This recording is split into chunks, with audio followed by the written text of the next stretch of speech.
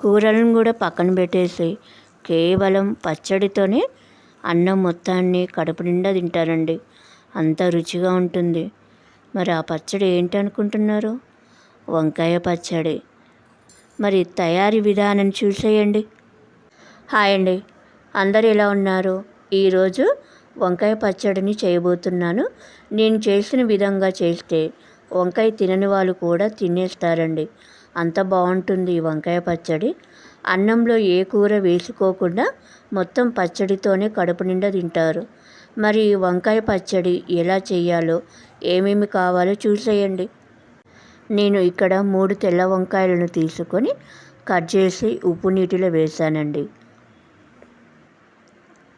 తగినంత నూనె, పచ్చడికి కావలసినంత పచ్చిమిరపకాయలు, ఉల్లిపాయ, టమాటాలు సన్నగా కట్ చేసి పెట్టుకున్నానండి. పచ్చిశనగపప్పు, పల్లీలు, మినపప్పు, ఆవాలు, జీలకర్ర, చిన్న నిమ్మకాయ సైజ్ అంతా చింతపండు, ఇవన్నీ పచ్చడికి కావలసినవి అండి. ముందుగా స్టవ్ వెలిగించి ఒక కళాయి పెట్టుకున్నాను. ఇప్పుడు ఇందులో తగినంత నూనెను వేయాలి.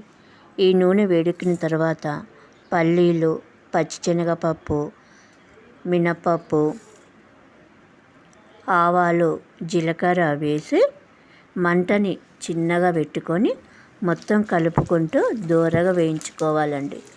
పెద్దగా పెడితే మంటను మాడిపోతుంది కాబట్టి లో ఫ్లేమ్లో పెట్టి వేయించుకోవాలి. వీటిని కలుపుతూ ఉండాలండి, మాడిపోకుండా చూసుకోవాలి. ఈ పప్పులన్నీ వేగిన తర్వాత ఒక ప్లేట్లోకి తీసుకొని చల్లార్చుకోవాలండి. అదే కళాయిలో పచ్చిమిర్చి, టమాటాలు, ఉల్లిపాయలు, చింతపండు, కట్ చేసి పెట్టుకున్న వంకాయ ముక్కలు వేయాలి.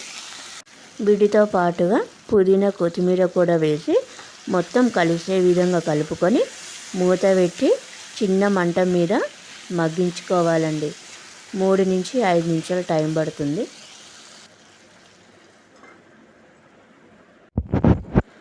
వంకాయలు, టమాటాలు, పచ్చిమిర్చి మొత్తము మగ్గిపోయాయండి. ఇప్పుడు ఇందులో పసుపు వేసి మొత్తం ఒకసారి కలిసే విధంగా కలుపుకొని మరొక నిమిషం పాటు మగ్గించుకున్నాక స్టవ్ ఆఫ్ చేసి చల్లార్చుకోవాలండి. ముందుగా వేయించిన పల్లీలు, పచ్చిశనగపప్పు, మినపప్పు, జీలకర్ర, ఆవాలు ఈ విధంగా పొడి చేశాక ఇందులో మగ్గించుకున్న వంకాయ, టమాటా మిశ్రమంతో పాటు ఉప్పు, వెల్లుల్లిపాయలు కూడా వేశాక మెత్తగా గ్రైండ్ చేయాలండి. ఇప్పుడు తాలింపు వేయాలండి.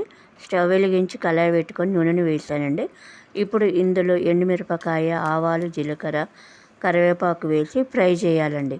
ఈ ఫ్రై అయిన తాలింపున పచ్చడిలో కలుపుకోవాలి.